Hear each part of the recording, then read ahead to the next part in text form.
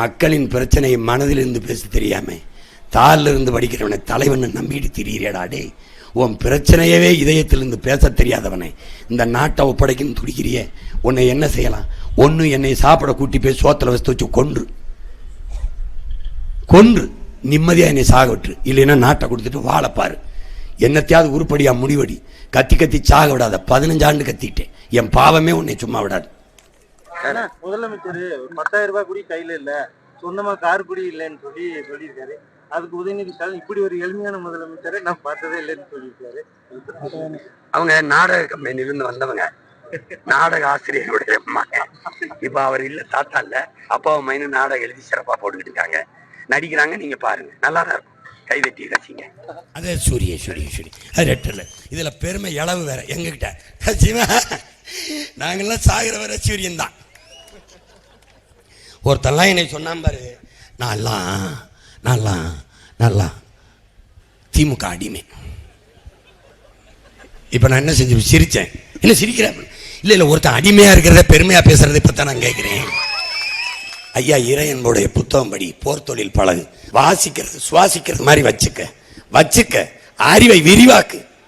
என்னத்தையாவது பண்ணி தெரியாத இந்த செல்வனை நோன்ற நேரத்துக்கு பார்த்து புத்தகத்தை எடுத்து படிச்சு தொலை.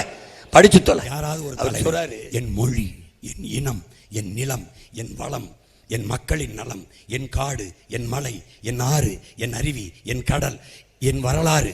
இப்படி யாராவது ஒரு தலைவன் பேசிட்டா எனக்கு சொல்லு, நான் அப்படியே ஊருக்கு போயிடுறேன். யாராவது பேச சொல்லு பார்ப்போம். கையில தாள் இல்லாம எவனையா பேச சொல்றா? ஏய், மக்களின் பிரச்சனையை மனதிலிருந்து பேசாதவனை எப்படா நீ தலைவன் மதிக்கிற? தலைவன் என்பவன் குறிப்புகளோடு பேசக்கூடாது. என் உடன் பிறந்தவனே குறிக்கோளோடு பேசணும். மக்களின் பிரச்சனையை தாளில் இருந்து பேசக்கூடாது, தலையிலிருந்து பேசணும். அவன் தான் தலைவன். நீ இங்கே இரு, நாளைக்கு விடிய காலம் வரைக்கும் பேசிக்கிட்டே இருப்பேன். உன் பிரச்சனையை எடுத்து எங்கிருந்து? இங்கே இருந்து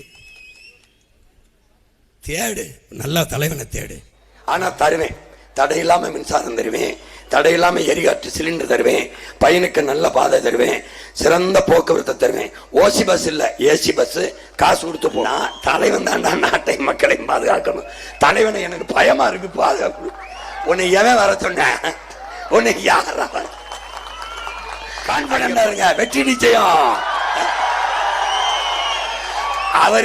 அவருக்கே கான்பிடன்ட். 2 தூதியில போட்டிடுறாப்ல.